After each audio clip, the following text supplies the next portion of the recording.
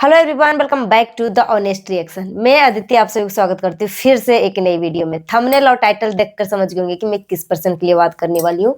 सो बिना time waste के चलिए वीडियो शुरू करते हैं। डिटेल में हम बात करते हैं। अब सवाल जो है मेरे ऊपर खड़ा होने लगी है कि दीदी अब आप क्या करोगे। और रही बात फर्स्ट वाइफ अगर डिवोर्स भी दे देती है ना, तो फर्स्ट वाइफ को कुछ नहीं मिलने वाला है, क्योंकि पति चोरनी जो है खुद अपने नाम से सब कुछ करवा रखा है। तो फर्स्ट वाइफ को तो कुछ मिलेगा ही नहीं। हर तरीके से फर्स्ट वाइफ का जिंदगी जो है झंड हो चुकी है। अब फर्स्ट वाइफ जो है इतना मजबूर है कि चाह कर भी वो कुछ नहीं कर सकती। और मेरे से सवाल किया जा रहा है कि अब आप आगे क्या करने वाली। बहुत कुछ होने वाला है, चिंता मत करिए। आपको एक एक पॉइंट के ऊपर मैं बात करने वाली हूँ। कल मैंने एक वीडियो डाला था इंस्टाग्राम पे, ठीक है, जिसमें मैंने ये वाला वीडियो डाला था। उसी वीडियो के अंदर जो है कमेंट आया है, क्योंकि इस वीडियो में मैंने बोला था कि जो गलती करता है ना, उस इंसान को पता होता है कि मैं क्या कर रहा हूँ, ठीक है, क्योंकि अंतर्यात्मा जो है ना हर किसी के अंदर होता है। वो जानता है कि मैं क्या कर रहा हूँ, फिर भी वो अपनी गलती को एक्सेप्ट करने की बजाय आपको इतना जलील कर देगा, इतना ह्यूमिलेट कर देगा कि अपने आप से आपको नफरत होने लगेगी। अपने आप में सोचने लगोगे कि मेरे ही गलती है। अपने अपने ही नजरों में अपने आप को गिरा लोगे।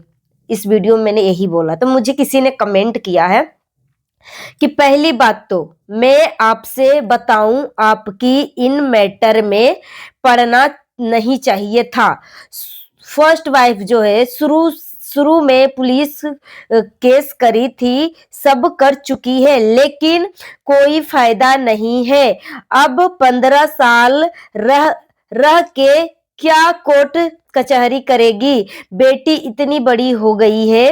अब आप लोग जानबूझकर पीछे पड़े हो। वो कमजोर नहीं है, बल्कि समझदारी से काम ले रही है। वो इतनी सीधी होती तो पहले मिस्टर फसाद के नाम से केस नहीं करती। सहमति से रह रहे हैं, और फर्स्ट वाइफ का बच्चा भी पति चोरनी के आने के बाद ही ये हुआ है।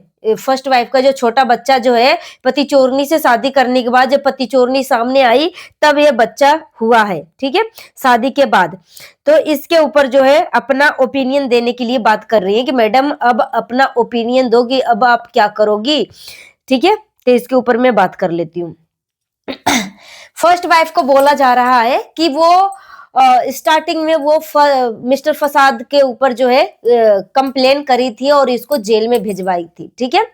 अब फर्स्ट वाइफ अब 15 साल हो चुका है। अब 15 साल के बाद जो है अब ये क्या कर लेगी।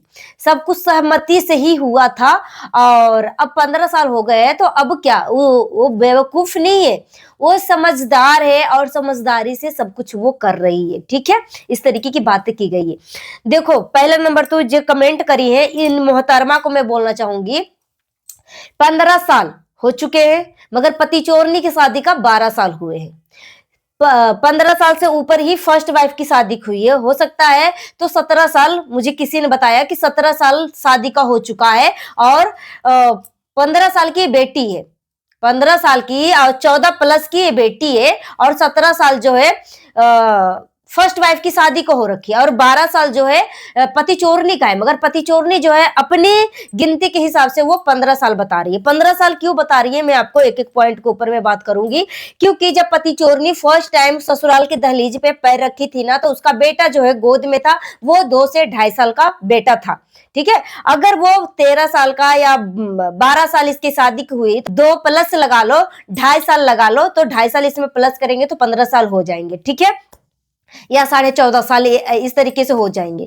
अब ये मोहतरमा हमसे बोल रही है कि 15 साल हो गया, सब कुछ सहमति से हुआ है, और फर्स्ट वाइफ का जो बच्चा है पति चोरनी के आने के बाद हुआ है, ठीक है। फर्स्ट वाइफ का जो छोटा वाला जो बेटा है पति चोरनी के आने के बाद ही हुआ है। तो एक चीज, हाँ, इसी पॉइंट को आपको नोट करना है, ठीक है। स्टार्टिंग में फर्स्ट वाइफ ने मिस्टर फसाद को जेल भेजवाया इसीलिए सब कुछ सही हुआ।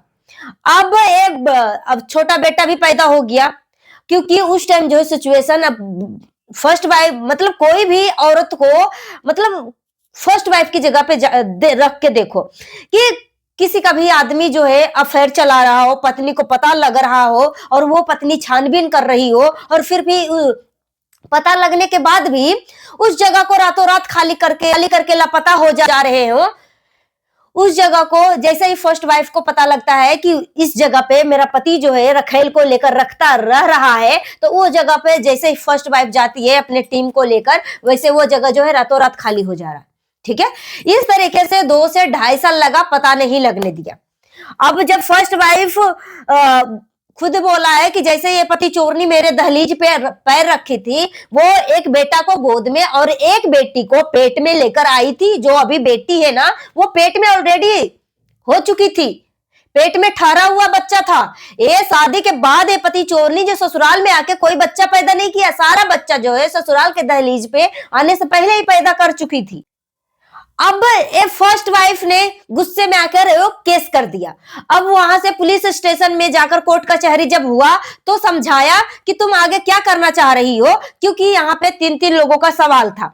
अब यहाँ पे अगर फर्स्ट वाइफ उसी टाइम अगर वो ह्यूमिलेट नहीं होती, मैनिपुलेट नहीं होती मिस्टर फसाद के बातों में, तो आज उसको वो खून के आंसू नहीं रोना पड़ता। ठीक है, जिस तरीके से वो जलील हो रही है अपने आप को, अगर उस टाइम जिस टाइम मिस्टर फसाद के ऊपर केस करी थी ना, कंप्लेन करी थी ना और जेल में बंद करवाया था ना, उसी टाइम अगर फर्स्ट वाइफ को ना अपनी दिमाग से इसके आंखों से पट्टी हट जाता ना कि ये आदमी एक नंबर का नीच किस्म का बेशरम बहियात घटिया इंसान है, ये कभी भी हमारा नहीं हो सकता, वो मुझे इतना जलील करेगा कि मुझे एक जिंदा लाश बनाकर छोड़ देगा, मुझे पूरी तरीके से मेरा बच्चा और मुझे अकेला छोड़ देगा, पूरे परिवार से मेरा दोस्ती नाता सबको हटवा देगा।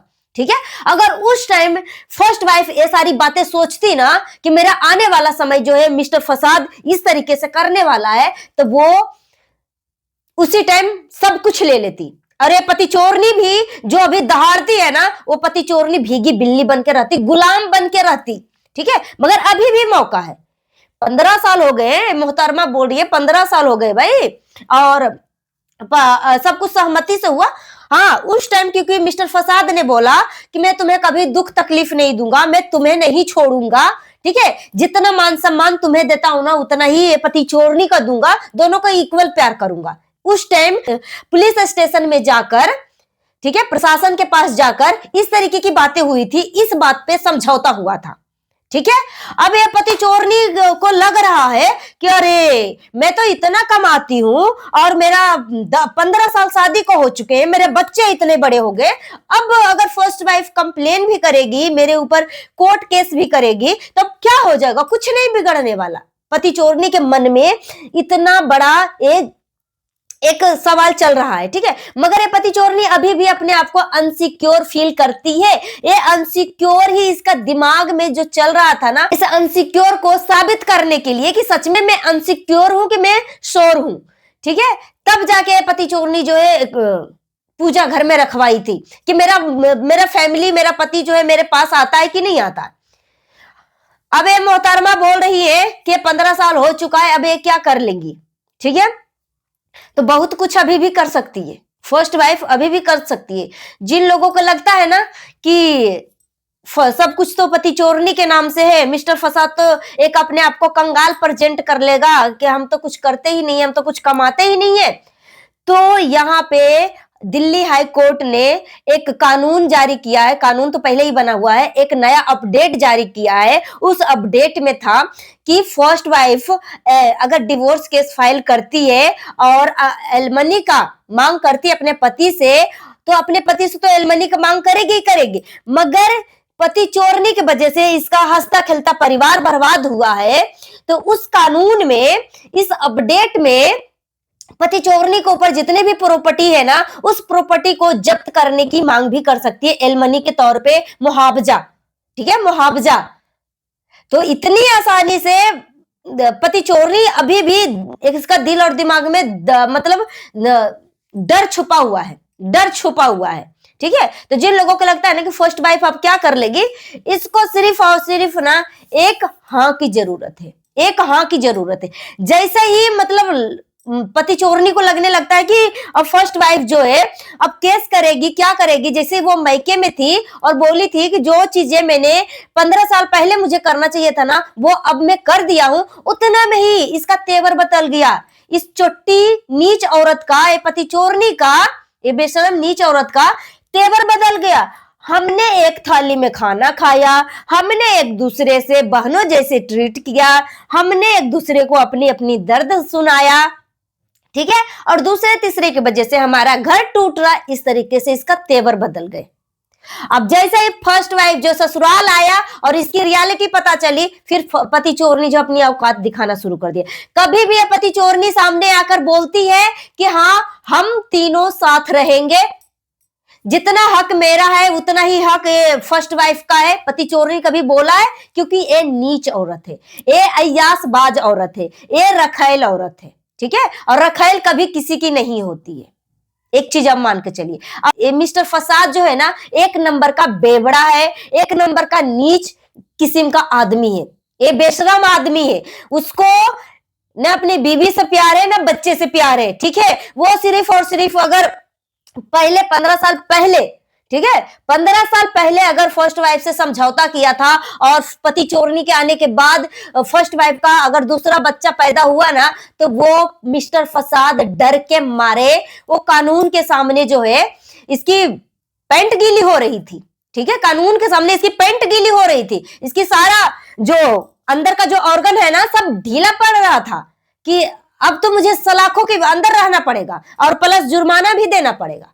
तो इस वजह से ये नीच आदमी जो इस तरीके के समझौता किया, क्योंकि ये जिम्मेदार आदमी नहीं है, एक नंबर का ये अयाशबाज है, हवशी है, ये रंडा किस्म का आदमी है, ठीक है, और ये पति चोरनी है ही है, ठीक है, पति चोरनी भी पीछे नहीं है, दोनों एक किस्म का है। नहीं तो अगर पति चोरनी अच्छी औरत होती ना तो सब कुछ जानते बूझते एक हंसता खेलता परिवार को बिल्कुल भी नहीं उजाड़ती, बिल्कुल भी नहीं उजाड़ती। अगर उजाड़ भी दिया ना, अगर इसकी जिंदगी में आ भी गई थी ना, तो तीनों मिलजुल कर रहते, ठीक है। तो ये अभी भी फर्स्ट वाइफ चाहेगी ना तो बहुत कुछ कर सकती है, भले ही मिस्टर फसाद के नाम से कुछ ना हो, मगर पति चोरनी के वजह से इसका घर बर्बाद हुआ ना, पति चोरनी के वजह से इसका हंसता खेलता परिवार बिखर गया ना, वो अकेला हो गई आज जिंदगी में, तो पति चोरनी के जितने भी प्रॉपर्टी है ना सब जब्त कर सकती है। हमारे high court, Delhi high court में नया अपडेट आया है, तो सिर्फ फर्स्ट वाइफ को हाँ करने की जरूरत है, ठीक है। और आप बोलते हो कि अब क्या करोगी दीदी, बहुत कुछ होगा। अब आप सबका काम है कि क्योंकि इसने कोई छोटा मोटा अपराध नहीं किया, एक हंसता खेलता परिवार को उजाड़ा है मिस्टर फसाद ने भी। क्योंकि अगर मिस्टर फसाद को फर्स्ट वाइफ से प्यार नहीं था तो उसकी जिंदगी से क्यों खिलवाड़ किया, इसका जिस्म से क्यों खिलवाड़ किया, इसकी जिंदगी क्यों बर्बाद किया, ठीक है। तो बस आप सबका एक काम है कि ये दोनों छिनरा छिनरी के चैनल पे जाओ और इतने इसको गाली दो, इतने गाली दो कि जब कमेंट खोले ना तो वो डर के मारे वो कमेंट ही ना खोले, बस यही आपका काम है। सो गाइस, मिलती हूँ नेक्स्ट वीडियो में। Thanks for watching. अपना ओपिनियन हमें कमेंट बॉक्स में जरूर दीजिए, जितना उसके वीडियो को शेयर करिए, हाइप देने का ऑप्शन अवेलेबल है तो हाइप भी दे दीजिएगा। मिलती हूँ नेक्स्ट वीडियो में। Thanks for watching.